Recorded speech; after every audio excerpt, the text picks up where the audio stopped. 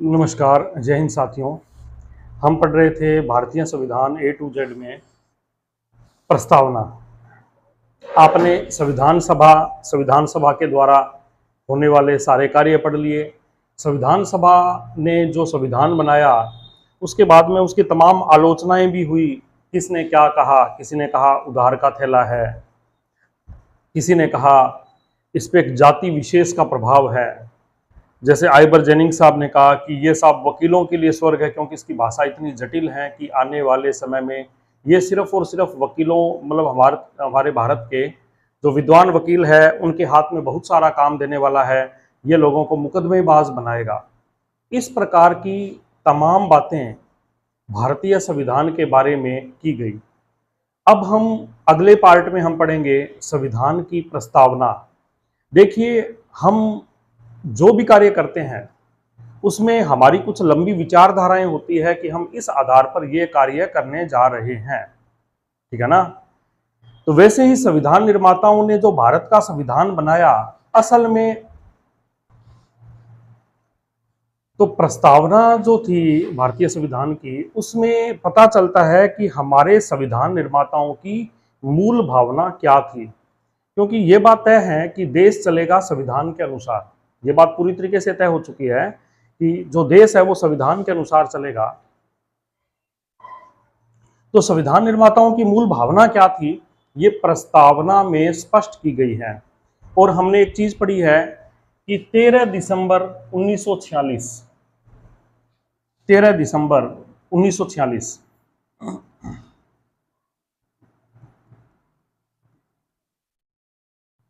उस दिन पंडित जवाहरलाल नेहरू ने उद्देश्य प्रस्ताव पेश किया था, और उस उद्देश्य प्रस्ताव यही हमारी प्रस्तावना का मूल आधार था।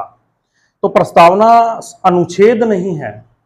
आपको पता है कि जब भारत का संविधान बनकर तैयार हुआ तो उसमें 395 आर्टिकल थे, 395 अनुच्छेद थे और 8 अनुसूचियां थी मूल संविधान में। वर्तमान में 195 के बाद में करीब 127 संशोधन हो चुके हैं, और ये अनुसूचियां भी वर्तमान में 12 हैं। वर्तमान में कितनी हैं? 12, क्योंकि तमाम संशोधनों के द्वारा 4 अनुसूचियां और जोड़ दी गई है, ठीक है ना। तो ये जो प्रस्तावना है ये हमारे संविधान के अनुच्छेदों और अनुसूचियों का भाग नहीं है, ध्यान देना। ये अनुच्छेदों और अनुसूचियों का भाग नहीं है, ये प्रस्तावना दी गई है शुरुआत में, और उसमें यह स्पष्ट किया गया है कि संविधान निर्माताओं का मूल भाव क्या था। एक एक शब्द में पूरे संविधान की भावनाएं छुपी हुई है, एक एक शब्द में। तो थोड़ा सा हम भारतीय संविधान के जो ये प्रस्तावना है उसके ऊपर हम चर्चा करेंगे। हमारी प्रस्तावना की पहली लाइन है, आपको पता है कि प्रथम पंक्ति अमेरिका के संविधान से ली गई है। हमारे संविधान की उद्देशिका की प्रथम लाइन है, हम भारत के लोग भारत को संपूर्ण प्रभुत्व संपन्न। देखिए, मैं यहां क्लियर कर देता हूं, हम भारत के लोग भारत को संपूर्ण प्रभुत्व संपन्न समाजवादी पंथ निरपेक्ष लोकतंत्रात्मक गणराज्य बनाने के लिए। पहले इतनी बात कही गई है, पहले मैं इस बात का अर्थ स्पष्ट करूं। हम भारत के लोग, ये जो लाइन कही गई है हम भारत के लोग से तात्पर्य है कि भारत की जो पूरी सत्ता है वो जनता में निहित है। भारत की पूरी संप्रभुता है वो जनता में निहित है, अर्थात जनता ही इस देश का शासक है, और ये शासन पूरा जनता के लिए जनता द्वारा ही संचालित है। मतलब जनता का ही शासन है और जनता पर ही संचालित है। हम हमारे प्रतिनिधि चुनते हैं, चाहे हम लोकसभा के सदस्य चुने, राज्यसभा के चुने, विधानसभा के चुने, वो जनता के द्वारा जनता के बीच से ही चुने जाते हैं। ऐसा नहीं है कि कोई विदेशी व्यक्ति आके कहें 4 आदमी के हम में से किसी को चुनो, नहीं, हम हमारे बीच से चुन के भेजते हैं। तो जनता के द्वारा जनता के लिए चलाया गया शासन है। तो पूरी की पूरी संप्रभुता भारत की जनता में निहित है। हम भारत के लोग शब्द का यह तात्पर्य है, ठीक है। हम भारत को क्या बनाना चाहते हैं? भारत को संपूर्ण प्रभुत्व संपन्न। संपूर्ण प्रभुत्व का संपन्न का मतलब है हम हर क्षेत्र में अपना प्रभुत्व खुद रखते हैं। हम किसी विदेशी शक्ति या बाह्य तत्व के अधीन नहीं हैं। अमेरिका वाला कहे कि आप ऐसे कीजिए, हम नहीं करेंगे। अमेरिका वाला कह रहा है भारत पाकिस्तान युद्ध है, आप भारत वाले आप समझौता करके घर पे जाइए, नहीं जाएंगे, हमारी इच्छा होगी, हम अपनी शर्तों पर समझौता करेंगे। हम संपूर्ण प्रभुत्व संपन्न है और हमारी संप्रभुता एकदम अखंड है। इन शब्दों का अर्थ समझिए। संप्रभुता का मतलब है हमारे ऊपर किसी दूसरे का शासन नहीं है, और संपूर्ण प्रभुत्व संपन्न का मतलब है हमारे सभी निर्णयों पर हमारा खुद का प्रभुत्व है। समाजवादी, पंथ निरपेक्ष और लोकतंत्रात्मक, देखो SPA, ये 3 शब्द हैं, ये मूल संविधान में नहीं थे। ये मूल संविधान में समाजवादी, पंथ निरपेक्ष और लोकतंत्रात्मक, ये लोकतंत्र, और एक आगे चल के आएगा अखंडता शब्द। ए का मतलब है अखंडता। समाजवादी, पंथ निरपेक्ष और अखंडता, ये 3 शब्द जो है वो जोड़े गए हैं। अखंडता आगे चल के आएगा। ये 3 शब्द 42वें संविधान संशोधन द्वारा जोड़े गए। लोकतंत्रात्मक तो सॉरी पहले से हैं, मैं थोड़ा सा यहां गड़बड़ कर गया। लोकतंत्रात्मक पहले से, समाजवादी, पंथ निरपेक्ष और अखंडता, ये SPA 3 शब्द जो है ये मूल संविधान में नहीं थे, ये बाद में जोड़े गए हैं 42वें संविधान संशोधन के जरिए 1976 में। लोकतांत्रिक मतलब जनता का तंत्र, जनता का ही शासन। गणराज्य, गणराज्य का मतलब सर्वोच्च पद जनता द्वारा चुना जाएगा। गणराज्य शब्द का मतलब है सर्वोच्च पद जनता द्वारा चुना जाएगा। गणराज्य शब्द कहां से लिया गया है? फ्रांस से लिया गया है। गणराज्य शब्द फ्रांस की क्रांति से प्रेरित है ना। और स्वतंत्रता, समानता और बंधुत्व, स्वतंत्रता, समानता और बंधुत्व, ये 3 शब्द हैं, ये भी फ्रांसीसी क्रांति से लिए गए हैं। और उस क्रांति में वो शब्द किसने दिए थे? रूसो ने दिए थे। किसने दिए थे? रूसो ने। रूसो फ्रांसीसी क्रांति का, जैसे भारत में महात्मा गांधी है वैसे वहां पर रूसो था, वो मुख्य भूमिका में था। बाकी वाल्टेयर है, मोंटेस्क्यू है, वो सब अलग थे, लेकिन रूसो मेन दार्शनिक था। गणराज्य बनाने के लिए सामाजिक, आर्थिक और राजनीतिक न्याय। तो प्रश्न आता है भारतीय संविधान में किस प्रकार के न्याय की बात कही गई है? सामाजिक, आर्थिक और राजनीतिक न्याय की बात कही गई है। किसकी? सामाजिक, आर्थिक और राजनीतिक न्याय। तो क्रम क्या है इसका? सामाजिक, फिर आर्थिक और फिर राजनीतिक। पहले तो समाज में समानता हो, उसके बाद में संसाधनों का सकेंद्रीकरण ना हो, आर्थिक न्याय की होना चाहिए, और फिर राजनीतिक दृष्टिकोण से भी हम सभी के साथ सरकार जो भी योजनाएं बनाए वो सबके लिए एक समान बनाए। अपनी राजनीति से प्रेरित ना हो कि हमारी पार्टी या हमें हमारे वोटर्स के लिए हम अलग से बनाए, ऐसा नहीं। तो सामाजिक, आर्थिक और राजनीतिक न्याय की बात कही गई है। तो ऐसा आ जाता है कि संविधान की प्रस्तावना में किन न्याय की बात की गई है? सामाजिक, आर्थिक और राजनीतिक न्याय। ठीक है। अब एक शब्द है समाजवादी। इस समाजवादी शब्द की मैं थोड़ी सी व्याख्या करना चाहूंगा, और इस पे प्रश्न आ सकते हैं RS मेंस परीक्षा में। क्या समाजवादी शब्द जो है वो वर्तमान में प्रासंगिक है या नहीं है? क्यों ये बात हमें क्यों करनी पड़ गई? देखिए, असल में जब हमारा देश आजाद हुआ, बहुत लंबी चर्चा है, चलो कर ही देता हूं, 10-15 मिनट लगेंगे। जब हमारा देश आजाद हुआ उस वक्त पूरे विश्व में 2 विचारधाराएं चल रही थी। एक तरफ विचारधारा थी समाजवादी विचारधारा, जिसके प्रणेता कहें या लीडर कहें वो था रूस, और एक थी पूंजीवादी विचारधारा, जिसके प्रणेता थे या जिसके अपने कह सकते हैं लीडर या नेतृत्व करता था अमेरिका। अब समाजवादी विचारधारा 2 में चल रही थी, जैसे रूस में समाजवाद था और चाइना में साम्यवाद था। इन दोनों की विचारधाराएं लगभग सेम है। ये कहते हैं कि देश में जो कुछ भी है, चाहे कोई फैक्ट्री है, चाहे रेलवे है, चाहे कोई स्कूल है, चाहे हॉस्पिटल है, चाहे जो भी संसाधन है, वो सभी के सभी समाज के हैं, और समाज के नाम पे किसके हैं? सरकार के हैं। सब लोग उसमें काम करें। देखो, ये तो बहुत ही ज्यादा, पहले तो बहुत ज्यादा समाजवाद बहुत प्रबल रूप में था। वो क्या था सुनिए, जैसे पूरे देश को कह दिया भाई आप सब काम करो, मुझे कह दिया कि आप सब यहाँ पे नौकरी करो, मैं पेमेंट, बोले पेमेंट नहीं है, पेमेंट नहीं है। तो देखो, आपको रहने के लिए मकान देगी सरकार, खाने के लिए भोजन देगी, बच्चों को शिक्षा देगी, थोड़ा बहुत खर्चा भी देगी। मैं ज्यादा काम करूं तो बोले चाहे तो ज्यादा काम कर, चाहे तो कम काम कर, सरकार तेरे को यही देगी। ठीक है, तो मैं कहूं मेरा घर तेरा घर गुरु कुछ नहीं है, मेरा स्कूल तेरा स्कूल कुछ नहीं है, मेरा हॉस्पिटल नहीं कुछ नहीं है, सब कुछ सरकार का है। समझ में आई बात? तो समाजवादी विचारधारा में ऊंच नीच की बात सब खत्म और सीधा का सीधा मुझे काम करना है। अब काम के करना है, काम करोगे तो सबको खाना भी मिलेगा, नहीं करेंगे तो भी मिलेगा। इसका मतलब तो फिर काम क्यों करें? उस बीच में मक्कार पैदा हो जाएंगे, है या नहीं है? भारत में थोड़ी सी मिश्रित अवधारणा ली गई। भारत में इतना भी समाजवाद नहीं रखा कि सब कुछ ही जनता का है, सरकार का है, और जनता को जो है सबको खाना मिलेगा, काम मिलेगा, और जनता सिर्फ अपना काम करती रहे, सबको थोड़ा थोड़ा वेतन भी मिलेगा, खाना भी मिलेगा, भोजन भी मिलेगा, आवास भी मिलेगा, शिक्षा भी मिलेगी, चिकित्सा भी मिलेगी। ऐसा नहीं है।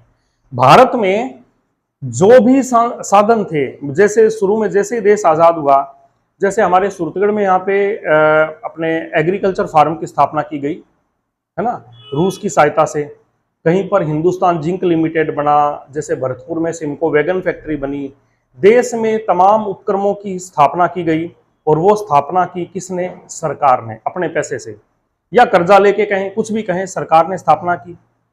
जनता का काम था उसमें काम करना, यानी उसमें सरकारी कार्मिकों की भर्ती की गई, और सरकारी कार्मिक ही इन उपक्रमों को चलाते थे, चाहे रेलवे है ना, चाहे हिंदुस्तान जिंक लिमिटेड है, चाहे कृषि फार्म है, इनको सरकारी कर्मचारी चलाते थे। अब सरकारी कर्मचारी इनको चलाएंगे, वो किसके अंडर में रहेंगे? वो रहेंगे सरकार के उस विभाग के अंडर में। मतलब नेता का भी ऊपर हस्तक्षेप है। सब जने मिलके बढ़िया काम करो, उस उपक्रम को फायदा दो, फायदा जाएगा सरकार के पास, सरकार उससे देश का कल्याण करेगी। मतलब कोई कहे कि मैं अपनी फैक्ट्री लगाना चाहता हूं, नहीं भैया, सरकार की फैक्ट्री, आप उसमें काम कीजिए। मतलब हमारे देश में यदि किसी को पहले उद्योग धंधा लगाना होता था तो सरकार की बहुत सारी मंजूरियां लेनी पड़ती थी। उससे पहले वो सिर पकड़ के बैठ जाता था, यार रहने दो यार, मैं आपके पास नौकरी कर लूंगा, मुझे कोई अपना उपक्रम नहीं लगाना। इसलिए 1991 से पहले निजी क्षेत्र के उपक्रम बहुत कम थे। देश में वही टूथपेस्ट किसका? बस कोलगेट का। सर्फ कौन सी? बस निरमा की। मोटरसाइकिल कौन सा? बजाज का। बस इतना ही चलता था। आज जैसे तमाम कंपनियां आ गई, कार की, मोटरसाइकिल की, ऐसा नहीं था पहले। भारत पूरी तरीके से समाजवाद की राह पर था, और इसी के तहत आपको पता है कि नेहरू जी के समय में और बाद में इंदिरा गांधी के समय में जिस किसी के पास में अतिरिक्त भूमि थी, उस भूमि का अधिग्रहण कर लिया गया और भूमिहीनों को बांट दिया गया, ताकि सबको बराबर बराबर जमीन मिल जाए। लोग कहें साहब जमीन तो हमारी थी, बोले तुम्हारी कुछ नहीं है, समाज की है। यदि आपके पास अतिरिक्त भूमि है तो आप अकेले उसके उपभोग करने के अधिकारी नहीं हो। तो इंदिरा गांधी ने अपने इस काम को स्पष्ट किया, यह समाजवाद शब्द जोड़कर, कि देश के संसाधनों पर पहला अधिकार समाज का है, आपकी निजी संपत्ति नहीं है। यह तो थी समाजवादी विचारधारा। तो भारत सीधे तौर पर हम कहें तो, हालांकि भारत गुटनिरपेक्ष था, ना इधर था ना इधर था, लेकिन झुकाव हमारा थोड़ा इधर ही था, क्योंकि देश आजाद हुआ तो पूरे देश की जनता ने जमीन से आंदोलन किया था। तो पूरे देश की जनता को आजादी का फायदा मिले, तो इसमें तो नहीं मिल सकता, इसमें मिल सकता है। तो ये व्यवस्था सरकार ने अडॉप्ट की। पूंजीवादी क्या है? पूंजीवादी में क्या है कि सब कुछ बाजार के भरोसे हैं। आपके पास पैसा नहीं है, भूख मरो, कोई दिक्कत नहीं है, ठीक है, और बाजार की व्यवस्था है, लाभ होगा घाटा होगा, आप माल को बनाओ बेचो, सरकार सिर्फ और सिर्फ आपके काम को ऊपर से कंट्रोल करेगी, आपके लिए कानून बनाएगी, बस उनकी पालना कीजिए, बाकी आपका उपक्रम है, आप उसको निर्यात कीजिए, लाभ में दीजिए, कुछ भी कीजिए, सरकार का अपना टैक्स दे दीजिए, आप फ्री, सरकार फ्री, बस। तो ये बाजार आधारित व्यवस्था है। इसमें घाटे नफे का जिम्मेदार आप खुद होगे, सरकार आपकी कोई मदद नहीं करेगी, सरकार को बस टैक्स दो, ठीक है ना। और उस टैक्स से सरकार चाहे तो जनता का कल्याण कर सकती है, हो सकता है उससे हॉस्पिटल बनाए, स्कूल बनाए, सड़कें बनाए। नहीं दो, बचत नहीं है, तो बाजार आधारित व्यवस्था है ये पूरी की पूरी। तो ये क्या है कि जब भारत आजाद हुआ तो तत्कालीन परिस्थितियों में ये भारत के अनुकूल नहीं थी। इस व्यवस्था को भी पूरी तरीके से ना करके इसमें भारत के हिसाब से उसमें संशोधन किए, थोड़ा पूंजीवाद और ज्यादा समाजवाद का मॉडल भारत में लाया गया। लेकिन जो भी उपक्रम बना, कौन चला रहा था? सरकारी कार्मिक। नियंत्रण कौन कर रहा था? ऊपर नेताजी। नतीजा ये हुआ कि पेमेंट फिक्स आ रही है, किसी के प्रति कोई जवाबदेही नहीं थी। और वो राष्ट्रवाद वाली, देशभक्ति वाली बातें तो 1947 के बाद में 60 तक आते आते खत्म ही होने लग गई, और बस अपना काम बनता, भाड़ में जाए जनता, इस नीति पे कार्मिक काम करने लगे। नतीजा, देश के सभी उपक्रम घाटे में चलने शुरू हो गए। नेताजी भी अपना घर भर रहे हैं, कार्मिक भी अपना घर भर रहे हैं, और सभी उपक्रम घाटे में चल रहे हैं। ना व्हाट्सएप था, ना फेसबुक था, ना इंस्टाग्राम था, किसी को पता भी नहीं चला। और 1991 में अचानक से बताया कि साहब, देश के पास में तो सिर्फ 2400 करोड़ रुपए बचे हैं, जिससे 15 दिन आप और उधार ले सकते हो। बोले ये क्या, 15 दिन उधार, बाद में क्या करेंगे? बोले बस इतना ही है। बोले कोई प्रधानमंत्री बन जाओ। राजीव गांधी जी की हत्या होने के बाद देश में प्रधानमंत्री बनने को कोई तैयार नहीं था, और एक बार पुनः सोचने का मौका मिला, एक बार पुनः समीक्षा करने की जरूरत महसूस हुई कि क्या हमारी समाजवाद की राह सही थी। हमारी विदेशी जो मुद्रा भंडार है वो सिर्फ 15 दिन का शेष रह गया था। विश्व में हमारी छवि निवेश करने लायक देश की ना रह के सट्टे वाले देश की तरह बन गई थी, और मुद्रास्फीति 17% की चरम सीमा पर पहुंच गई थी। उस वक्त देश के प्रधानमंत्री बने कौन? पीवी नरसिम्हा राव।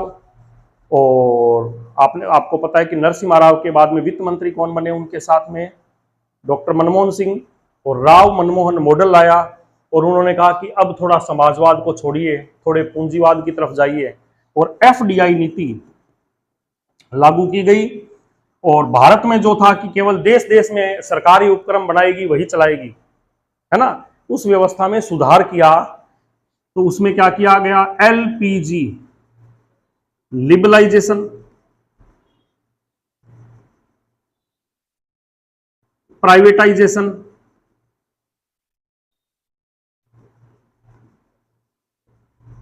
और ग्लोबलाइजेशन जैसी व्यवस्थाएं। एल का मतलब है उदारीकरण, एल का मतलब है उदारीकरण।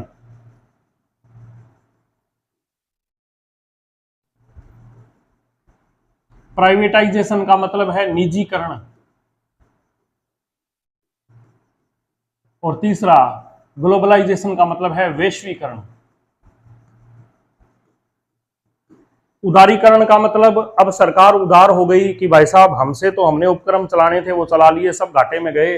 अब यदि कोई उपक्रम स्थापित करना चाहे तो उसके लिए ध्यान देना इधर, अब यदि कोई उपक्रम स्थापित करना चाहे तो उसके लिए हम थोड़े उदार हो गए हैं, हम आपके लिए बहुत सारी छूट दे रहे हैं। विदेश से भी आकर यहाँ कोई उपक्रम लगाना चाहें तो भी हम उनको अतिरिक्त सुविधाएं दे रहे हैं।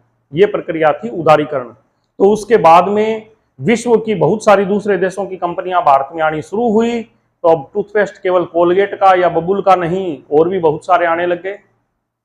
मोटरसाइकिल सिर्फ बजाज का ही नहीं, बहुत सारे आने लग गए, तमाम सैकड़ों आ गए। कारें सिर्फ उस वक्त केवल ये चलती थी, मारुति की चलती थी, और एक वो आप देखते हो वीआईपी जो कार रखते थे, एम्बेसडर, बस इतनी थी। अब तो साहब सैकड़ों कंपनियां आ गई, जापान की और की तमाम कंपनियां आ गई। तो उदारीकरण में कहा गया कि आप उपक्रम स्थापित कीजिए, हमें, आप चाहे तो हमारी फैक्ट्रियां जो बंद पड़ी हैं उनको खरीद लीजिए। उसे बोलते हैं विनिवेश। निवेश तो हमने किया था, आपने वापस खरीदिया, हमें पैसा दे दीजिए, विनिवेश। तो विनिवेश की प्रक्रिया के द्वारा भारत के उपक्रम दूसरों को दिए गए, उदारीकरण की नीति। इसके अलावा यदि जनता उपक्रम स्थापित करना चाहती है तो भी कीजिए, पहले जितना मामला सख्त नहीं है। हाँ, केवल परमाणु का मामला है, रेलवे का मामला है, विदेश सेवा, ये हम अपने अंडर में रखेंगे, बाकी भले ही आप कीजिए। निजीकरण का मतलब यह हुआ कि जो सार्वजनिक उपक्रम थे अब उनको निजी हाथों में देना शुरू कर दिया। जैसे बसें थी, सिर्फ पहले रोडवेज थी, अब लोक परिवहन भी शुरू हो गई। वैश्वीकरण, अब क्या है, पूरे विश्व में पहले हमारी सीमाएं थी, ना तो हम विदेशी कोई आके यहाँ आता था तो हमें वो बर्दाश्त, ना विदेश की यहाँ फैक्ट्री बर्दाश्त, ना विदेश का डॉक्टर बर्दाश्त। अब कहते हैं जी भारत के लोग चाहे भारत की संस्कृति, ज्ञान, कला, व्यापार, वाणिज्य सीमाओं को पार करके विदेश में जाए और विदेश के यहाँ आए, ताकि पूरे विश्व का ज्ञान हमें मिल सके। और ग्लोबल विलेज की अवधारणा पर हमने काम करना शुरू किया। ये 1991 के बाद में राव मनमोहन मॉडल, 1991 के बाद में राव मनमोहन मॉडल। बहुत लंबी कहानी मैंने गा दी है, इसलिए गाई है ताकि इस प्रश्न को आप ढंग से अटेंड कर सके। पहले हमें नॉलेज होना चाहिए बहुत सारा, है ना। उस नॉलेज में से हम फिल्टर करके 50 शब्द 100 शब्द के प्रश्न बना सकते हैं, उत्तर बना सकते हैं। तो राव मनमोहन मॉडल के द्वारा भारत में हम समाजवाद की राह को धीरे धीरे बदलकर हम किधर आने लगे, पूंजीवाद की राह पर। और वर्तमान में कहानी यह है कि बहुत सारे क्षेत्रों में 100% एफडीआई हो चुकी है, पूरी तरीके से हम पूंजीवादी व्यवस्था पर लौट आए हैं। तो समाजवादी शब्द वर्तमान में इसका अपने कह सकते हैं कि उपादेयता काफी कम है, समाजवादी शब्द की उपादेयता काफी कम है। आज भारत की अर्थव्यवस्था पूंजीवादी मॉडल पर चल रही है और यही कारण है कि अमेरिका का अब हमारी और मित्रता बढ़ रही है, क्योंकि हमने उनकी राह पकड़ ली है। रसिया से थोड़ी थोड़ी दूरियां बढ़नी शुरू हो गई है, क्योंकि रसिया वाला मॉडल हमने धीरे धीरे छोड़ दिया है। अब हमने क्या छोड़ दिया भाई साहब, 1991 में खुद रसिया के जो देश थे उन्होंने ही छोड़ दिया, क्योंकि समाजवादी मॉडल फेल हो गया। नतीजा रूस का विखंडन हो गया। 1991 में रूसी गणराज्य छोटे छोटे देशों में बंट गया, क्योंकि उनकी समाजवाद की अवधारणा पर जैसे हम पिटे वैसे वो भी पिटे, ठीक है ना। तो भारत ने भी धीरे धीरे उनसे दूरी बनाई है। हालांकि हमारा परंपरागत मित्र है रसिया, लेकिन विचारधारा में हम थोड़े अलग होने लगे। अब हमारा जो झुकाव है वो पूंजीवाद की ओर बढ़ गया है। तो समाजवाद शब्द जो है वर्तमान में इसकी प्रासंगिकता कम है। ये सारी बात मैंने बहुत सारी बताई है, इसमें से हमें अच्छे शब्दों के साथ में 100 शब्द का उत्तर अक्सर आ सकता है। तो कुल मिला के बात यह है कि हमारे प्रस्तावना के अंदर जो शब्द कहे गए हैं उनकी हम एक बार पुनः चर्चा करते हैं। हम भारत के लोग का तात्पर्य है कि भारत की पूरी संप्रभुता भारत की जनता में केंद्रित है। भारत को क्या बनाना चाहते हैं, भारत को संपूर्ण प्रभुत्व संपन्न, मतलब हमारा प्रभुत्व खुद का खुद पे रहेगा, किसी दूसरे का नहीं। समाजवादी, देश के सभी संसाधनों पर जनता का अधिकार है ना। लेकिन वर्तमान में हम कहें साहब, पहले हम जाते थे कि गवर्नमेंट हॉस्पिटल, डॉक्टर बोला कि मैं इलाज नहीं करता। तू क्यों नहीं करता भाई, ये जनता का हॉस्पिटल, आपको करना पड़ेगा, गवर्नमेंट आपको पेमेंट दे रही है। अब उसका हो जाए यदि निजीकरण, हम कहें तुम क्यों नहीं कर सकते भाई, ये जनता का। वो है कौन सी जनता का, ये हमने ठेके पे लिया भैया, पैसा हमारा लगा है, हमें साल का इतना ठेका देना पड़ता है, आप आओ फीस दो इलाज कराओ जाओ। प्राइवेट में कह सकते हैं कि ये जनता का, नहीं कह सकते ना। तो वैसे ही अब समाजवाद वाली बात थोड़ी सी अलग हट गई। अब हम थोड़ी सी चर्चा कर लेते हैं पंथ निरपेक्ष। पंथ निरपेक्ष का मतलब ये नहीं है कि हम किसी भी धर्म को सपोर्ट नहीं करते। पंथ निरपेक्ष का मतलब है कि राज्य का अपना कोई धर्म नहीं है। भारत को वैसे हम राज्य कहते हैं, राज्य का अपना कोई धर्म नहीं है, बल्कि हम सभी धर्मों को समान प्रोत्साहन देते हैं। यदि कोई धर्म पिछड़ रहा है, उसके अस्तित्व को खतरा है, तो राज्य उसे प्रोत्साहन देगी। लेकिन सभी को धार्मिक उपासना करने का, धर्म के अनुसार आचरण करने का, अपने धर्म को मानने का, है ना, ये सभी अधिकार हैं। तो भारत पंथ निरपेक्ष गणराज्य है। क्या है, पंथ निरपेक्ष है। और ये पंथ निरपेक्ष को अब हमने अपनी प्रस्तावना का मूल आधार बना लिया है। और ये भी हम कह सकते हैं कि आधारभूत ढांचे का भी ये हिस्सा है। ये आधारभूत ढांचे वाली बात हम आगे करेंगे। लोकतांत्रिक, यहां जनता का तंत्र है, जनता ही सरकार चुनती है और जनता में से ही चुनी जाती है। गणराज्य, गणराज्य बनाने के लिए का मतलब है कि देश की सर्वोच्च जो सबसे ऊंचा पद है राष्ट्रपति का, वो गण यानी जनता द्वारा चुना जाएगा। गणराज्य शब्द का मतलब है रिपब्लिक। रिपब्लिक इसको बोलते हैं इंग्लिश में, रिपब्लिक। इस शब्द का मतलब है कि देश का जो उच्चतम पद है, जो टॉप मोस्ट डेजिग्नेशन है, राष्ट्रपति, प्रेसिडेंट, वो पद जनता द्वारा चुना जाएगा। मैं फिर आपको बता दूं कि हम कहते हैं जनता द्वारा, लेकिन जनता द्वारा अप्रत्यक्ष, इनडायरेक्ट इलेक्शन है। जनता द्वारा अप्रत्यक्ष चुनाव है। क्यों है अप्रत्यक्ष? क्योंकि हम कभी राष्ट्रपति को सीधा वोट नहीं देते, हम वोट देते हैं एमएलए और एमपी को, और वो आगे चुनते हैं राष्ट्रपति को। तो अप्रत्यक्ष रूप से तो जनता ने इलेक्ट किया है, इनडायरेक्ट फॉर्म में जो पब्लिक है उन्होंने इलेक्ट किया है। तो हम कह सकते हैं कि हमारा देश गणराज्य है, भारत एक गणराज्य है, क्योंकि यहां जनता का शासन है। सभी जनता को समान अवसर है, विधि के समक्ष जनता समान है, देश का सर्वोच्च पद जनता द्वारा चुना जाता है। तो चारों में सबसे सही ऑप्शन है, देश का सर्वोच्च पद जनता द्वारा चुना जाता है। समझ में आई ना बात? सर्वोच्च पद किसके द्वारा? जनता द्वारा चुना जाता है, कोई कंफ्यूज होने की जरूरत नहीं है। हमारी प्रस्तावना में किस प्रकार के न्याय की बात कही गई है? सामाजिक, आर्थिक और राजनीतिक न्याय। प्रस्तावना सबसे पहले है, लेकिन जोड़ी गई है संविधान बनने के बाद में, जोड़ी गई है सबसे बाद में, और आती कहां है? संविधान में सबसे पहले। ठीक है ना? स्वतंत्रता। भारतीय संविधान में दो प्रकार की स्वतंत्रता की बात गई है। विचार, हर व्यक्ति को अपने विचार प्रकट करने का अधिकार है। तो क्या कुछ भी प्रकट कर देंगे? नहीं साहब। देश की एकता, अखंडता और विदेशी राज्यों के साथ संबंध हमारे खराब नहीं होने चाहिए। ठीक है ना? देश की व्यवस्था खराब नहीं होनी चाहिए। आप अपने विचार प्रकट कर सकते हैं। अभिव्यक्ति, आप अपनी बात को अभिव्यक्त कर सकते हैं।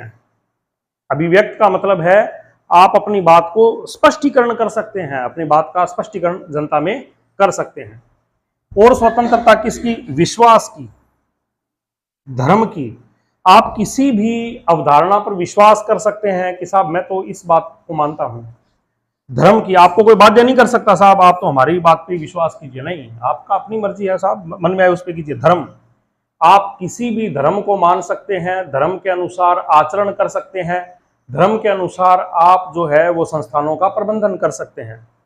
उपासना, आप अपने धर्म के अनुसार अपने इष्ट की उपासना कर सकते हैं, चाहे मंदिर है, चाहे मस्जिद है, चाहे सिख धर्म में है, आपको उपासना करने से कोई नहीं रोक सकता। ठीक है? तो ये सभी की सभी स्वतंत्रता, भारत में 5 प्रकार की स्वतंत्रताओं की बात की गई है। विचार, अभिव्यक्ति, विश्वास, धर्म और उपासना। और इनका क्रम ये का यही है, और ये क्रम पे भी प्रश्न आ सकता है। जो ऑर्डर है ना, विचार, अभिव्यक्ति, विश्वास, धर्म, उपासना, रट लीजिए। विचार, अभिव्यक्ति, विश्वास, धर्म, उपासना, क्रम भी यही है। उपासना, उपासना का मतलब यह हुआ कि हम जिस धर्म को मानते हैं उस भगवान की पूजा करना, उसमें ध्यान लगाना, वो उपासना है। ठीक है ना? तो उपासना करने का अधिकार है, अपने धर्म को मानने का अधिकार है, धर्म के अनुसार आचरण करने का अधिकार है। ठीक है?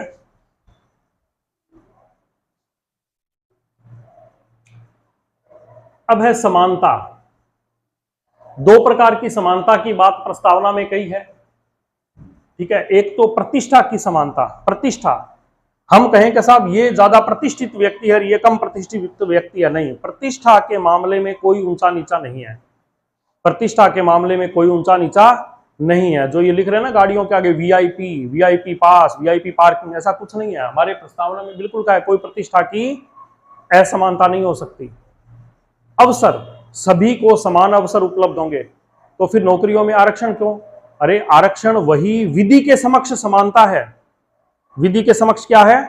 समानता है ब्रिटेन के अनुसार। लेकिन विधि का समान संरक्षण है। यदि कोई कमजोर है, यदि कोई पीड़ित है, समाज का पिछड़ा वर्ग है, तो उसके लिए आरक्षण की व्यवस्था इसलिए की गई है ताकि वो सबके समान स्तर पर आकर उस परीक्षा को दे पाए। तो ये है अवसर की समानता। इसी प्रकार का बंधुता। बंधुता मतलब भाईचारा। बंधुता किस प्रकार की?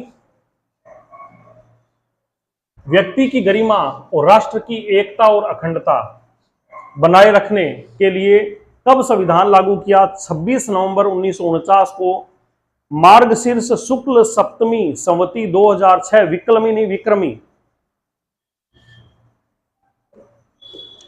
26 नवंबर 1949। अभी एक पे प्रश्न आज तक नहीं आया है, और जिस दिन आएगा उस दिन हालत खराब कर देगा। ये भाई मार्गशीर्ष शुक्ल सप्तमी संवती 2006 विक्रमी विक्रम संवत। ठीक है ना? विक्रम संवत में कौन सा संवत है? हिंदी कैलेंडर के अनुसार 2006। तिथि क्या थी? मार्गशीर्ष माह के शुक्ल पक्ष की सप्तमी। ये तिथि पे जिस दिन प्रश्न आ गया, अभी तक कोई परीक्षा में आया नहीं है, तो उस दिन लोगों को फिर एक बार सोचना पड़ जाएगा कि ये प्रस्तावना होगी कि क्या होगी। ऐसे भी प्रश्न आ सकता है। 26 नवंबर 1949 को हमारे संविधान सभा ने संविधान को अंगीकृत, अधिनियमित, आत्मार्पित किया। अंगीकृत का मतलब यह हुआ इसे हमने अपने जीवन का, अपने देश का अंग बना लिया, अंगीकृत किया। अधिनियमित का अनुसार यह हुआ कि इसके एक एक नियम को देश के प्रत्येक व्यक्ति पर लागू कर दिया। और आत्मार्पित का मतलब है इसे हमने खुद को अर्पित कर दिया कि आज से मैं इस संविधान के अनुरूप ही इस देश में आचरण करूंगा। अंगीकृत का मतलब क्या हुआ, हमने इस संविधान को हमारे देश का अविभाज्य अंग बना लिया। अधिनियमित का मतलब इसके एक एक अनुच्छेद को हमने लागू कर दिया, पूर्व के सभी नियमों को तोड़कर नए सिरे से लागू कर दिया। आत्मार्पित का मतलब खुद को क्या किया है, आत्मार्पित कर दिया, खुद को अर्पित कर दिया कि आज से मैं खुद इस संविधान के अनुसार आचरण करूंगा। तो ये थी हमारी प्रस्तावना जिसके एक एक शब्द पे हमें चर्चा करने की आवश्यकता थी। देखिए, अब एक प्रश्न उठता है कि क्या प्रस्तावना संविधान का भाग है या नहीं है। तो आपको बता दें कि 1960 में एक समझौता हुआ था, नेहरू नून समझौता, जिसके तहत एक बेरूबारी स्थान था। बेरूबारी स्थान था, आपको पता है कि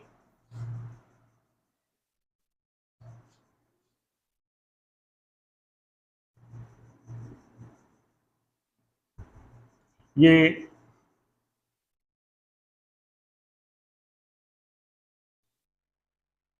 अपना इंडिया है। यहां पर एक 3 बीघा कॉरिडोर था, ये बहुत ज्यादा मतलब नैरो है ये पार्ट इतना। एक बेरूबारी वाद था। बेरूबारी नाम का स्थान जो था वो अंतर्राष्ट्रीय न्यायालय के फैसले के अधीन उसे पाकिस्तान को सौंपना था। पाकिस्तान मतलब ये पूर्वी पाकिस्तान जो वर्तमान में बांग्लादेश है, ये उसको सौंपना था। लेकिन हमारी संविधान में ये बात स्पष्ट है कि जब तक संविधान संशोधन नहीं होगा तब तक हम किसी भी स्थिति में भारत के किसी भूभाग को किसी दूसरे देश को नहीं सौंप सकते। तो 1960 के अंदर सुप्रीम कोर्ट का एक फैसला आया जिसको अपने कहते हैं बेरूबारी वाद। बेरूबारी वाद 1960, जिसमें सुप्रीम कोर्ट ने यह निर्णय दिया बेरूबारी वाद में कि प्रस्तावना संविधान का भाग नहीं है और इसमें संशोधन करने की कोई आवश्यकता नहीं है। लेकिन फिर भी इसमें तो संशोधन करने की आवश्यकता नहीं है, लेकिन यदि ये भाग किसी को देना है तो इसके लिए संविधान संशोधन करना पड़ेगा, तब जाके ही आप बेरूबारी या 3 बीघा कॉरिडोर को पाकिस्तान को दे सकते हैं। तो बाद में संशोधन किया गया था। उसके बाद में एक वाद आया, केशवानंद भारती वाद 1973। केरल के एक पीठ के महंत थे स्वामी केशवानंद। स्वामी केशवानंद ने वाद दायर किया था भूमि अधिग्रहण को लेकर। और आपको बता दें कि इस वाद के अंदर कई संवैधानिक तथ्यों पर प्रश्न चिन्ह लगे, कई संवैधानिक तथ्यों पर प्रश्न चिन्ह लगे। तब 13 सदस्यों की एक संविधान पीठ का गठन हुआ। 13 सदस्यों की संविधान पीठ।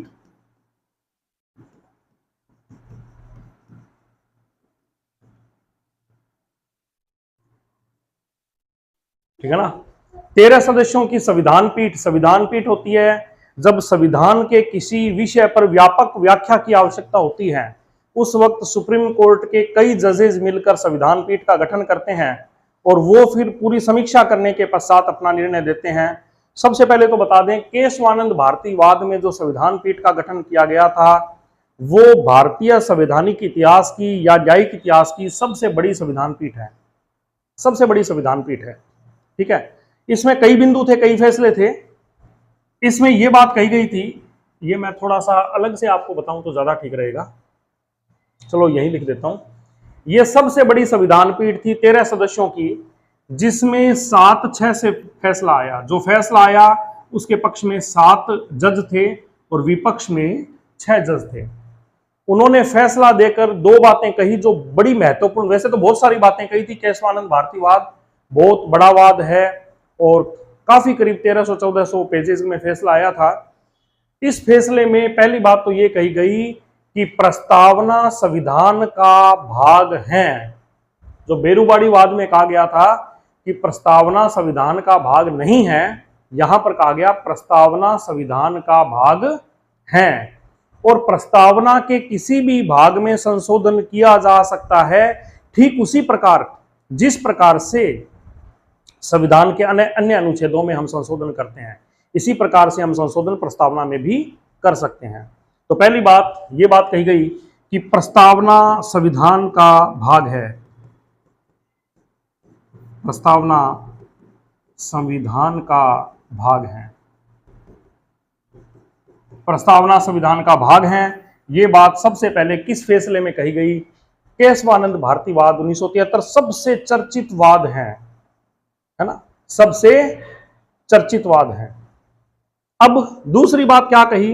दूसरी बात ये कही कि संसद को संविधान के किसी भी भाग में संशोधन का अधिकार है, मतलब हमारी कार्यपालिका को संविधान के किसी भी भाग में संशोधन का अधिकार है, व्यवस्थापिका को संविधान के किसी भी भाग में संशोधन का अधिकार है। ये बात कही थी केशवानंद भारतीवाद में। लेकिन इसमें संविधान के आधारभूत ढांचे का उल्लंघन नहीं होना चाहिए, मतलब संशोधन आप कर सकते हैं। जैसे उससे पहले संशोधन किए थे तो बार बार ये मुद्दा उठ रहा था कि साहब नीति निर्देशक तत्वों को लागू करने के लिए आप मूल अधिकारों में संशोधन कैसे कर रहे हैं।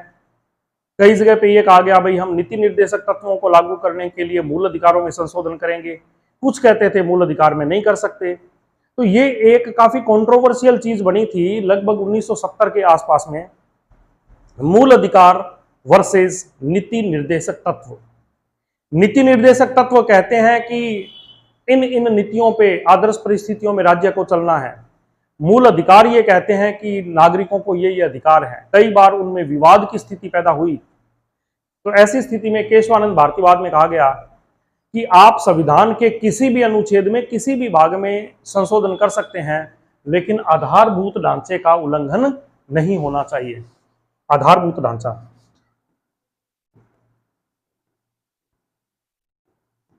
ये नया शब्द किस संविधान संशोधन में आया? ये नया शब्द आया था केशवानंद भारतीवाद में। ठीक है, आधारभूत ढांचा क्या होता है?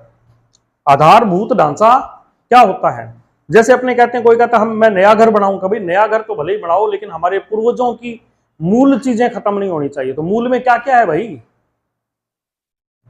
तो दिक्कत है, मूल में क्या क्या है? तो वैसे आधारभूत ढांचे में कुछ बातें डाली गई है जो हम आगे पढ़ेंगे, जैसे शक्ति पृथक्करण है, न्यायपालिका की स्वतंत्रता है, ऐसे बहुत सारी चीजें हैं, अखंडता है, पंथ निरपेक्षता है। ये कई बातें डाली गई है, भाई इनमें आप संशोधन नहीं कर सकते, ये बातें बनी रहनी चाहिए। तो केशवानंद भारतीवाद की दो मेन बातें थी। एक बात तो ये कि प्रस्तावना संविधान का भाग है और इसमें संशोधन किया जा सकता है, और दूसरी बात ये थी कि आधारभूत ढांचे का उल्लंघन नहीं होना चाहिए। भाई अच्छा, केशवानंद भारतीवाद में ये बात क्लियर कही कि प्रस्तावना संविधान का भाग है, लेकिन यह अनुच्छेदों की भांति प्रभावी नहीं है।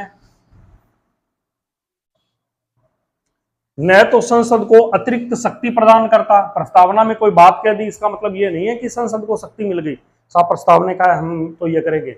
ना ही संसद की शक्तियों पर अंकुश लगा रहा है, ना ही संसद की शक्तियों पर अंकुश लगा रहा है, ना ही संसद की शक्तियों पर अतिरिक्त शक्ति प्रदान कर रहा है। यह न्यायालय के द्वारा प्रवर्तनीय नहीं है, न्यायालय के द्वारा लागू नहीं है। भारतीय संविधान का दर्शन क्या है? प्रस्तावनाओं का उल्लेख करना होता है इसमें। जब कहें संविधान का दर्शन, दर्शन का मतलब है कि संविधान निर्माताओं की विचारधारा क्या थी। तो विचारधाराओं की बात आए तो वहां पर हमें प्रस्तावना की विशेषताएं सारी बतानी है।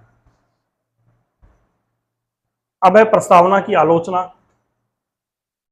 अब प्रस्तावना की भी बड़ी आलोचनाएं हुई है। पहली, कुछ लोग कहते हैं कि प्रस्तावना तो साहब दूसरे देशों से नकल किया है, जैसे पहली पंक्ति तो अमेरिका से चक ली और शेष प्रारूप कहां से उठा लिए?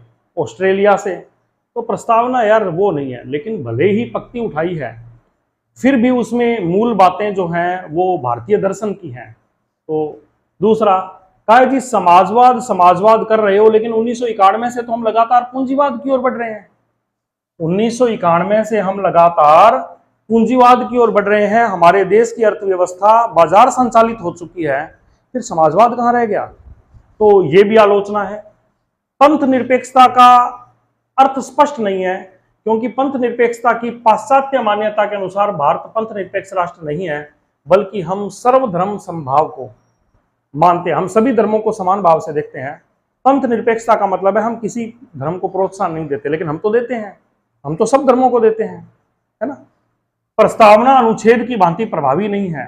आप प्रस्तावना की बात के आधार पर न्यायालय में वाद दायर नहीं कर सकते कि साहब प्रस्तावना में ये बात कही है और उसके खिलाफ सरकार निर्णय ले रही है, तो ये भी नहीं है। अब ये बातें थी प्रस्तावना से संबंधित। अब हम आगे पढ़ेंगे भारतीय संविधान में अनुसूचियां। अनुसूचियों का मतलब है कि मूल संविधान में 8 अनुसूचियां थी, वर्तमान में 12 अनुसूचियां हैं। इनको हम विस्तार से पढ़ेंगे।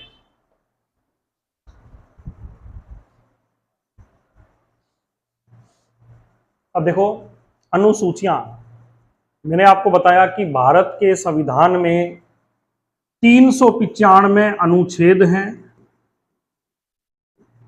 जिसको हम कहते हैं आर्टिकल, और मूल संविधान में 8 अनुसूची थी, वर्तमान में 12 अनुसूची है। वर्तमान में 12 अनुसूची है और अनुसूचियों में अलग अलग बातें डाली गई है।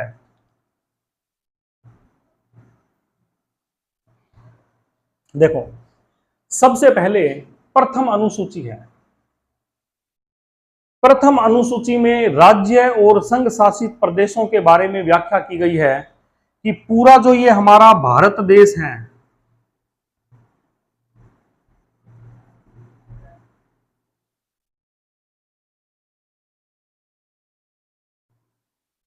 ये जो हमारा भारत देश है,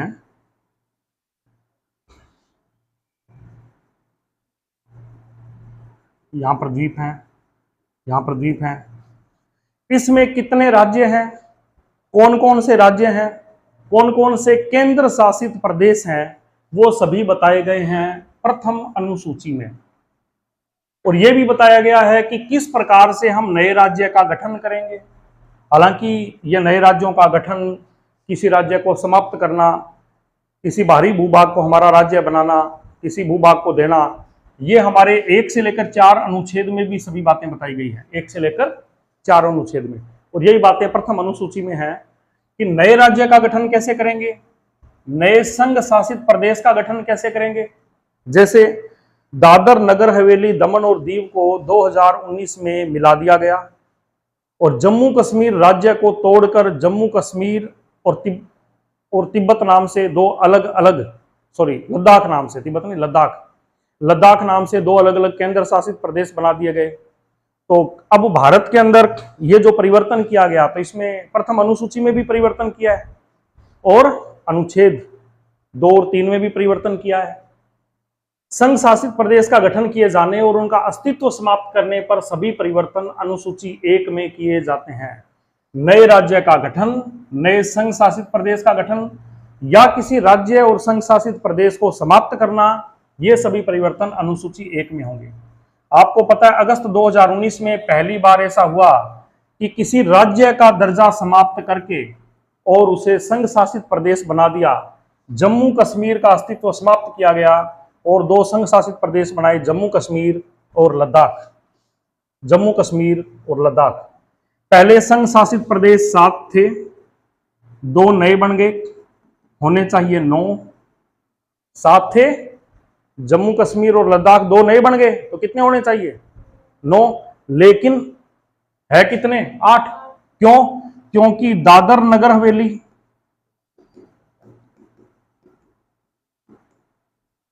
दमन व दीव, वो पहले 2 अलग अलग थे, इन दोनों को मिला दिया, तो वापिस एक कम हो गया। तो वर्तमान में 9 नहीं है, संघ शासित प्रदेश कितने हैं? 8 संघ शासित प्रदेश हैं। कितने संघ शासित प्रदेश है? 8। और वहीं जो 29 राज्य थे, उसमें से एक राज्य निपट गया, एक राज्य का अस्तित्व समाप्त हो गया, तो वर्तमान में 28 राज्य हैं। कितने राज्य हैं? ये परिवर्तन हुए थे अगस्त 2019 में। अब ये तो थी हमारी प्रथम अनुसूची। जिसमें राज्यों के बारे में बताया गया था। किसके बारे में? राज्यों के बारे में और केंद्र शासित प्रदेशों के बारे में।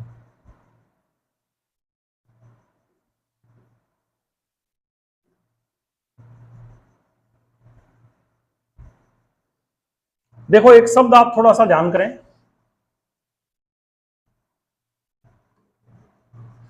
आरपीएस। आरपीएस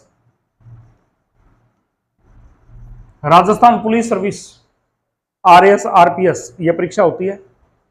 आर का मतलब यहां समझिए राज्य, पी का मतलब पेमेंट, पी का मतलब पेमेंट, एस का मतलब, सॉरी आप इसमें कहें आरपीओ कहें, ओ का मतलब है ओथ, शपथ। आरपीओ, आरटीएस, ये मैं आगे ट्रिक बता रहा हूं। आरपीओ, आर का मतलब राज्य, पी का मतलब पेमेंट, ओ का मतलब ओथ। पहली अनुसूची में राज्यों के बारे में बताया गया है, दूसरे में वेतन का और तीसरे में शपथ का बताया गया है। तो देखिए पहली अनुसूची में राज्यों का, दूसरे में बताया है हमने पेमेंट का, इसमें ये सभी पेमेंट वाली बातें हैं, और तीसरी अनुसूची में शपथ का उल्लेख है।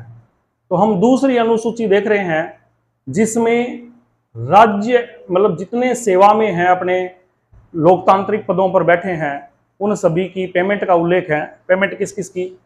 वे पदाधिकारी जिनके वेतन में कटौती नहीं की जा सकती और उनका वेतन संचित निधि पर भारित होता है। संचित निधि आपको पता है आर्टिकल 366 अनुच्छेद 366 संचित निधि को बताता है।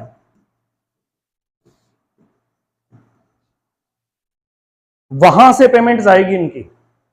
उन पदाधिकारियों का वेतन बताया है जिनका वेतन संचित निधि में से जा रहा है और संचित निधि पर भारित है। अब भारित का मतलब क्या हुआ? इस भारित का मतलब समझिए, एक होता है भारित और एक होता है अभारित। भारित का मतलब है कि ऐसे वेतन जिस पे केवल चर्चा हो सकती है, बहस हो सकती है, लेकिन मतदान नहीं हो सकता। कोई कहे कि साहब राष्ट्रपति को 5 लाख रुपए पेमेंट मिलता है, साहब बहुत ज्यादा है या बहुत कम है, चलिए इस पे हम चर्चा करते हैं। कोई कहता है ज्यादा है, कोई कहता है कम है, बढ़ाइए, कोई कह रहा नहीं साहब ज्यादा है, कम कीजिए। फिर कोई बोला साहब वोटिंग करा लीजिए, नहीं साहब वोटिंग नहीं होगी, ठीक है ना। तो भारित वेतन वह वेतन होता है जिस पे चर्चा हो सकती है, बहस हो सकती है, लेकिन उस पे मतदान नहीं हो सकता।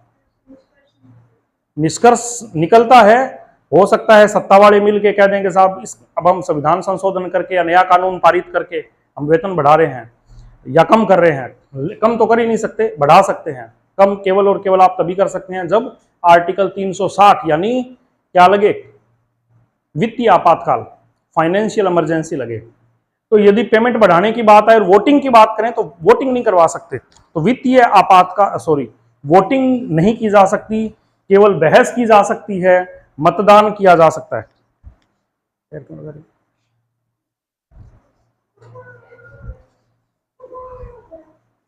भारित वेतन से तात्पर्य केवल वेतन पर संसद में चर्चा हो सकती है, कटौती नहीं की जा सकती। पेमेंट के लिए संसद की अनुमति नहीं चाहिए। पेमेंट देनी है, संसद सदस्य कह दे कि साहब पेमेंट नहीं देनी, तो पेमेंट नहीं दी जा सकती। पेमेंट के लिए हम संसद से अनुमति की। अब देखिए किस किस का वेतन का उल्लेख है दूसरी अनुसूची में। केंद्र सरकार की हम बात करें, राष्ट्रपति के वेतन का उल्लेख है, राज्यसभा सभापति और उपसभापति के वेतन का उल्लेख है, लोकसभा अध्यक्ष और उपाध्यक्ष के वेतन का उल्लेख है, सुप्रीम कोर्ट के न्यायाधीश का वेतन का उल्लेख है, कैग का जो है, कैग महालेखा परीक्षक, नियंत्रक और महालेखा परीक्षक, कंट्रोलर एंड ऑडिटर जनरल, इसके वेतन का उल्लेख है। किस किस का? राष्ट्रपति, राज्यसभा सभापति, उपसभापति, लोकसभा अध्यक्ष और उपाध्यक्ष, सुप्रीम कोर्ट के न्यायाधीश और कैग।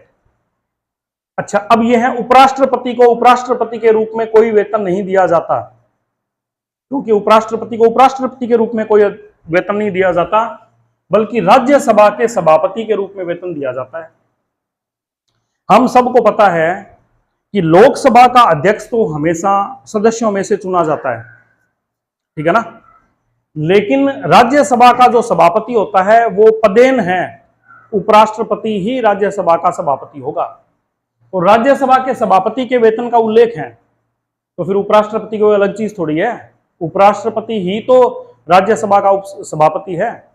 तो राज्यसभा के सभापति के रूप में वेतन मिलेगा उपराष्ट्रपति को, अलग से कोई वेतन नहीं मिलेगा। अनुसूची 2 में किसके वेतन का उल्लेख नहीं है? उपराष्ट्रपति के वेतन का उल्लेख नहीं है।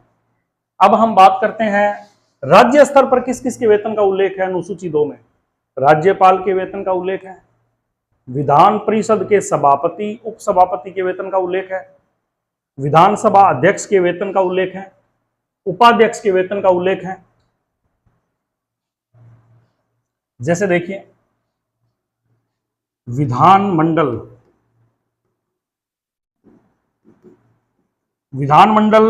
2 चीजों से मिलकर बना होता है, विधान परिषद और विधानसभा। विधान परिषद और विधानसभा। कई राज्यों में विधान परिषद है, कईयों में विधान परिषद नहीं है। जैसे हमारे राजस्थान में सिर्फ विधानसभा है, विधान परिषद नहीं है। तो विधान परिषद के सभापति उपसभापति के वेतन का उल्लेख है, विधानसभा के अध्यक्ष उपाध्यक्ष के वेतन का उल्लेख है, हाईकोर्ट के न्यायाधीश के वेतन का उल्लेख है। ठीक है, तो ये बताया गया है अनुसूची 2 में। अब है अनुसूची 3। अनुसूची 3 मैंने बोला RPO, आर मतलब पहले अनुसूची में है राज्य और केंद्र शासित प्रदेश, P का मतलब पेमेंट, दूसरी अनुसूची में वेतन आ गया, O का मतलब ओथ आ गया। क्या आ गया? ओथ यानी शपथ। शपथ किस किस की? देखो, केंद्र सरकार में MP का कोई उम्मीदवार है, आप MP का चुनाव लड़ना चाहते हो तो भी आपको शपथ लेनी पड़ेगी, भले ही आप जीते हारे वो बाद की बात है, उस शपथ का उल्लेख है। फिर आप जीत गए और आप मेंबर ऑफ पार्लियामेंट यानी संसद सदस्य बनने जा रहे हो, उस शपथ का उल्लेख है। मंत्री की शपथ का उल्लेख है, सुप्रीम कोर्ट के न्यायाधीश की शपथ का उल्लेख है। राज्यों में विधानसभा और विधान परिषद के सदस्य, विधानसभा और विधान परिषद के सदस्यों के वेतन का उल्लेख है, ठीक है ना। MLA और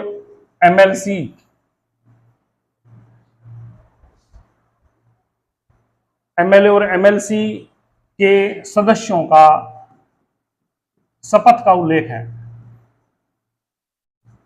MLA और MLC विधानसभा और विधान परिषद के उम्मीदवार की शपथ का उल्लेख है। Member of legislative assembly and member of legislative council. तो MLA का मतलब है मेंबर ऑफ लेजिस्लेटिव असेंबली और MLC का मतलब है मेंबर ऑफ लेजिस्लेटिव काउंसिल। सभी मंत्रियों की शपथ का उल्लेख है। हाईकोर्ट के न्यायाधीश की शपथ का उल्लेख है। अच्छा, कैग की शपथ का उल्लेख है क्या? नहीं, सुप्रीम कोर्ट के न्यायाधीश की जो शपथ है वही कैग की शपथ होगी, तो उसकी समान ही है। क्या राष्ट्रपति की शपथ का उल्लेख है इसमें? नहीं, राष्ट्रपति की शपथ का उल्लेख आर्टिकल 60 में है, अनुसूची 2 में नहीं है। उपराष्ट्रपति की शपथ वो आर्टिकल 69 में है, वो भी अनुसूची 2 में नहीं है। तो निम्न में से किस किस की शपथ का उल्लेख अनुसूची 2 में नहीं है? तो वहां आप ध्यान रखिएगा, कैग की शपथ का उल्लेख नहीं है, राष्ट्रपति की शपथ का उल्लेख अनुसूची 2 में नहीं है, अनुच्छेद 60 में है। उपराष्ट्रपति की शपथ का उल्लेख अनुसूची 2 में नहीं है, अनुच्छेद 60 में है। ठीक है ना, ये बातें अपने को ध्यान रखनी है। राज्यपाल की शपथ का उल्लेख भी अनुसूची 2 में नहीं है, अनुच्छेद 159 में है, 159 में है। ये ट्रिक से आपको याद करवाएंगे। इसी प्रकार राज्यसभा के सभापति और उपसभापति, लोकसभा के अध्यक्ष और उपाध्यक्ष, इनकी भी शपथ का उल्लेख अनुच्छेद 2 में, अनुसूची 3 में नहीं है। क्यों नहीं है अनुसूची 3 में? क्योंकि साहब लोकसभा का अध्यक्ष कौन होगा? सदस्य ही तो होगा। जब सदस्य के रूप में शपथ ले ली तो फिर अध्यक्ष की अलग शपथ थोड़ी होगी। उपाध्यक्ष कौन होगा? वो भी सदस्य ही होगा। तो उसने शपथ ले ली। प्रधानमंत्री का आपने कहे शपथ, प्रधानमंत्री की अलग से शपथ थोड़ी होगी, उसने मंत्रियों के साथ में शपथ ली है, वही तो शपथ है। देश की एकता और अखंडता, राष्ट्र की गरिमा बनाए रखना, है ना, संवैधानिक संरक्षण, संविधान की प्रतिरक्षा, परिरक्षा और संरक्षण करूंगा, ये सब जो शपथ है वो तो सब ने ली है, उसके साथ उसने भी ले ली, तो अलग से शपथ कोई उसका उल्लेख नहीं है। राज्यसभा के सभापति, उपसभापति, इनका भी उल्लेख नहीं है। क्यों? क्योंकि सभापति तो उपराष्ट्रपति महोदय हैं, और उपराष्ट्रपति महोदय की शपथ आर्टिकल 69 में आ चुकी है। उपसभापति राज्यसभा का सदस्य हैं, उनमें से उठाया है, तो वो भी फिर क्या है, सदस्यों के साथ में शपथ ले चुका है, अलग से कोई उसकी शपथ नहीं है। तो किसकी इसकी शपथ का उल्लेख नहीं है? देखो, राज्यपाल की नहीं है, राज्यसभा के सभापति और उपसभापति की शपथ का उल्लेख नहीं है, लोकसभा के अध्यक्ष और उपाध्यक्ष की शपथ का उल्लेख नहीं है, राष्ट्रपति की शपथ का उल्लेख नहीं है, और उपराष्ट्रपति की शपथ का उल्लेख नहीं है। तो आज हम अनुसूची 3 तक को हमने पढ़ा है, और बाकी हम पढ़ेंगे कल। तब तक के लिए हैव ए नाइस डे। आप लोगों को यदि अच्छा लगा हो तो आप लोग इसे पढ़िएगा, नोट्स पढ़िएगा, और अपने दोस्तों को भी भेजिएगा, ताकि वो भी, जो संविधान एक समस्या होती है, जब कोचिंग सेंटर से हम लोग तैयारी करते हैं तो वो उसका एक बड़ा अमाउंट लेते हैं, और अपने तैयारी को सिस्टमेटिक ले रहे हैं। आगे वाले वीडियो और अच्छे और बेहतरीन आएंगे, क्योंकि ये अभी क्लासेस की शुरुआत है, जिसमें कुछ डिजिटल पैनल की, कुछ टाइपिंग की छोटी मोटी कमियां हैं, लेकिन ये वो कमियां नहीं है कि आपके परिणाम को प्रभावित करे, आपका प्रश्न गलत करवा दें। क्यों? कि जो भी जरूरी संशोधन है वो मैं तुरंत आपको करवा रहा हूं, आपका प्रश्न गलत नहीं होगा, आपका नॉलेज में कोई फर्क नहीं पड़ेगा। ये टेक्निकल जो कमियां कहीं पे होती है, तो वो कमी आपके पढ़ाई को प्रभावित नहीं करने वाली है, ठीक है ना। जैसे कुछ वीडियो में लाइट की कमी थी, चेहरा बहुत काला आ रहा था, तो मेरा चेहरा तो पेपर में आएगा ही नहीं, है ना। मेरी आवाज आप सुनकर यदि समझ पा रहे हैं तो आप प्रश्न को सही कर देंगे। तो इन सब चीजों को मैं मानता हूं नजरअंदाज करके केवल अच्छी चीजों को अडॉप्ट करेंगे, और हमारे सकारात्मक प्रयास को आप गति देंगे, ऐसी मैं कामना करता हूं। आपको आगामी परीक्षाओं के लिए हार्दिक शुभकामनाएं। इसी प्रकार से निरंतर पढ़ते रहिए और सहयोग बनाए रखें। Thank you, have a nice day.